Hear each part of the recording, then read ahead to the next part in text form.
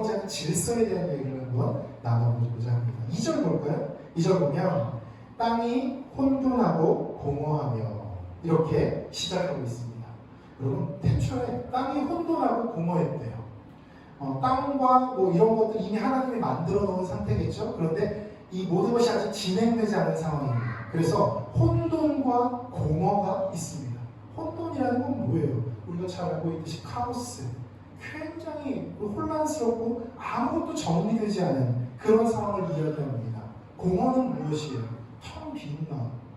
우리가 무엇을 이루고 성취하고 뭔가를 많이 얻었다 할지라도 돌아섰을 때 텅 빈 마음, 허무하고 공허한 마음이 들 때가 있잖아요. 그것이 바로 하나님의 창조 질서가 바로 서기 전의 모습이라는 것입니다. 그런데 하나님은요, 이 공허와 혼돈을 해결하십니다. 계속 볼까요? 흑암이 깊음 위에 있고 하나님의 영은 수면 위에 운행하시니라. 그러니까 공허와 혼돈이 지금 있는데요, 이것을 해결하시기 위해서 하나님의 영이 지금 움직이고 계시다는 것이죠. 어떻게 해결을 하실까요? 이것을 딱 두 단어로 얘기할 수가 있습니다. 한번 따라해 주시겠어요? 나눔과 채움. 나눔과 채움. 하나님은 혼돈과 공허를 해결하실 때 나누고 채우는 방법으로 해결하십니다. 우리 1장 전체에 나와 있지만 하나만 볼까요? 3절 보면 하나님이 이르시되 빛이 있으라 하시니 빛이 있었고 빛이 하나님 보시기에 좋았더라. 하나님이 빛과 어둠을 나누사. 이렇게 되겠죠. 첫째 날에 하나님은 빛과 어둠을 나누셨어요.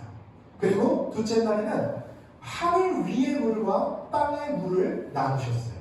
그리고 셋째 날에는 이 땅의 물, 이 땅이 물로 가득 찼었는데 이것을 물과 육지로 나누셨습니다.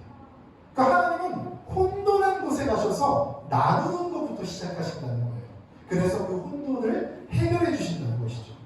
여러분 삶에 혼돈이 있을 때가 있습니까? 저는 많아요. 네, 혼돈이 자주 찾아옵니다. 특별히 이제 애들 데리고 외출할 때 굉장한 혼돈이 찾아옵니다. 분명히 첫째한테 바지를 입혀놨는데 둘째를 입히고 있는데 벗고 있어요. 정말 큰일이에요. 네. 그리고 나가려고 신발을 신었는데 이 신발 신는 건 정말 어려운 일인 것 같아요. 계속 안 신겠다고 떼쓰고 엄청나게 힘든 혼돈과 어려움들이 있죠. 그래도 이런 혼돈은 우리가 물리적인 거니까 좀 해결할 수가 있어요. 그런데 마음의 혼돈이 올 때는 어떻습니까? 정말 최선을 다해서 준비하고 진행했던 일이 잘 안 될 때 어떻습니까? 저는 긴 시간 사역을 하면서 많은 상담을 나눴었는데요. 특히 남성분들의 상담은 대부분 이거예요. 최선을 다해서 준비했어요. 그런데 그것이 잘 되지 않는 거예요. 여성분들도 많이 상담을 나눴는데요. 이분들의 대부분의 문제는 관계의 문제입니다. 관계에 열심을 쏟고 이 사람을 내가 너무 정말 좋아해주고 많은 것을 갖다 주었는데 그 관계가 틀어진 거예요. 또 자녀와 남편과 이런 모든 관계가 좀 좋아졌으면 좋겠는데 내 뜻대로 내 생각대로 안 되는 거예요. 그런데 어떻게 할 줄을 모르겠어요. 수많은 관계들이 막 복잡하게 꼬여서 혼돈, 카오스 그 자체인 상황이 많다는 것이죠. 그때 하나님은 이 말씀 1장 2절의 말씀을 통해서 우리에게 마음을 주시는 거예요. 그 인사이트를 주시는 거예요. 뭐예요? 바로 나누는 것. 나누는 것을 통해서 그 혼돈을 해결해야 된다라고 말씀하시는 것이죠. 여러분, 우리의 많은 문제들은 나눔을 못하기 때문에, 나누지를 못하기 때문에 오는 문제입니다. 무엇을 나눌까요? 거룩과 세속을 나눠야 됩니다. 선과 악을 나눠야 됩니다. 하나님의 뜻과 세상의 뜻, 내 뜻을 나눠야 된다는 것이죠. 여러분, 세상이 이 마귀가 하는 가장 중요한 업무 중에 하나가 무엇이냐면요, 나누지 못하게 헷갈리게 만들어버리는 거예요. 그래서 우리가 영화, 드라마, 뉴스, 많은 비디오들을 접하다 보면요, 특히 요즘엔 선과 악이 굉장히 혼재되어 있습니다. 예전에는요, 우리 드라마를 봐도요, 저 사람 악역이다. 딱 보면 보여요. 그렇죠? 그런데 지금은 그렇지 않아요. 악인데 선 같고, 선인데 악 같아요. 물론 다각적으로 사람을 표현하기 위한 어떤 그런 장치라면 저는 좋다고 생각합니다. 그런데 악한 것을 그럴듯하게 포장시키는 그런 어떤 콘텐츠들도 있다는 것이죠. 이런 것들을 우리가 주의해야 된다는 거예요. 이것을 나누지 못하면 세상 가운데 빠질 수밖에 없고, 이것을 나누면 하나님의 뜻대로 살아가서 이 혼돈과 무질서가 하나님의 질서로 회복될 수 있다는 것이죠.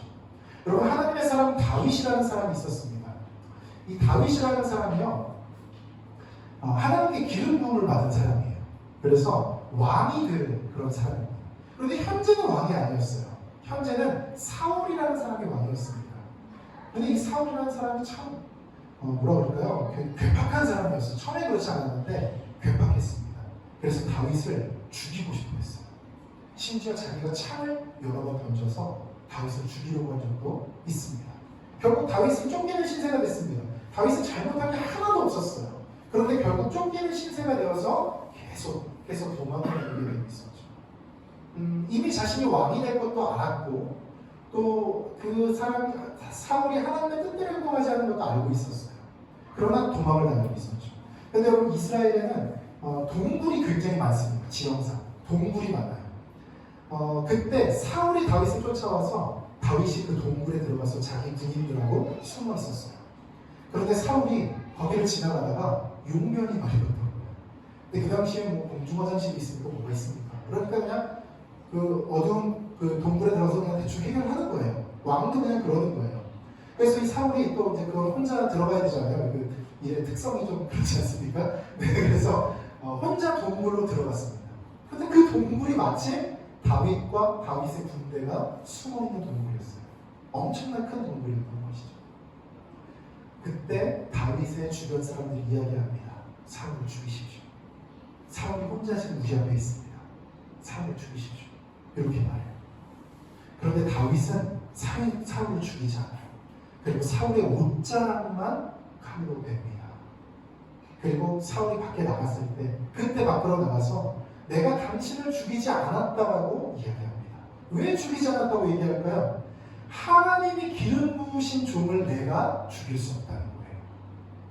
여러분, 사람들은요, 그 사울이 잘못된 사람이고 다윗을 괴롭히고 있고 다윗은 아무 문제 없는데 괜히 그 힘든 걸 시달리고 있잖아요. 그러니까 다윗, 당신이 사울을 죽여도 됩니다 라고 말을 해요. 그런 상황에서 당신을 먼저 공격했잖아요. 그러니까 당신도 그렇게 하면 돼요 라고 이야기하는 거예요. 그런데 다윗에게는 명확한 기준이 있었어요. 아, 이 말은 속된 말이구나, 이 말은 하나님의 뜻이 아니구나 라고 정확하게 판단할 수 있는 기준이 있었다는 거예요. 그러니까 그 말을 그대로 하지 않고, 아니야, 아무리 그래도 하나님의 종을 내가 죽일 수는 없어 라는 마음이 있었기 때문에 죽이지 않았습니다. 같은 일을 두 번 반복했어요. 물론 그것 때문에 더 힘들었죠. 그러나 결국 하나님께서 그를 왕으로 세워주시고, 왕이 된 이후에도 다른 왕을 죽이고 왕이 된 사람이 아닌 그런 왕이 되는 그런 은혜가 또한 있었던 것입니다. 여러분, 정확하게 나누실 수 있어야 됩니다. 관계의 어려움도, 사업의 어려움도, 성과 속을, 거룩함과 세상적인 것, 하나님의 뜻과 내 뜻을 나누지 않고 혼자 했기 때문에 문제가 생기는 것입니다. 여러분의 삶이 좀 더 단순하고 심플해지기를 축복합니다. 하나님의 말씀을 기준으로 모든 것을 나누시기를 축복합니다. 또 나누신 다음에 채우셨어요. 하늘을 나누시고 거기에 별을 채우시고, 땅과 물을 나누시고 물속에는 물고기를 채우시고, 땅에는 육상 동물들을 채우시고, 나중에는 사람을 그 자리에 채우셨습니다. 여러분, 나누어져서 깔끔하고 깨끗하고 심플해진 그 마음에 하나님의 말씀을 채우셔야 됩니다. 그래야 기준이 생겨요. 하나님의 말씀이 내 안에 있어야 기준이 생깁니다. 여러분, 아침에 큐티를 하고 큐티를 못하더라도 말씀 한 절이라도 읽고 시작하는 사람의 하루와 그렇지 않은 사람의 하루는 현저하게 다를 수밖에 없어요. 예전에도 제가 이런 얘기를 종종 했었는데요. 어느 날 그 친한 형님과 함께 교회에 갔습니다. 근데 이 형님이 막 손들고 찬양하고 이러다가 이제 교회에서 이제 딱 나오면 그 자동차가 이제 운전 중에 좀 문제가 생기면 바로 욕을 하시는 분이에요. 방금 얼마 전에 이렇게 찬양하고 막 그랬는데 누가 뒤에서 빵빵하거나 이러면은 바로 참 이게 한 셈에서 쓴물과 단물이 날 수 있구나 이런 생각을 하는 그런 형님이었는데요. 근데 그날따라 욕을 안 하시네. 이거 그래서 이상하다. 형 무슨 일이야? 제가 이렇게 물어봤어요. 근데 그 형이 정말 간만에 아침에 큐티를 했다고. 정말 오랜만에 큐티를 했는데 아침에 큐티한 내용이 인내하라는 큐티였다는 거예요. 여러분, 그 말씀이 아침에 읽는 말씀을 강력하는 것도 아니에요. 인내 두 글자가 머릿속에 있는 거예요. 그러니까 똑같은 상황에서 나는 욕을 하고 싸우는 사람이었는데 인내하게 되는 겁니다. 하나님의 말씀이 들어오니까 그런 역사가 일어나는 거예요. 여러분, 우리가 관계에 문제가 생기고 일에 문제가 생기고 다른 어떤 모든 문제들 가운데 왜 문제가 생깁니까?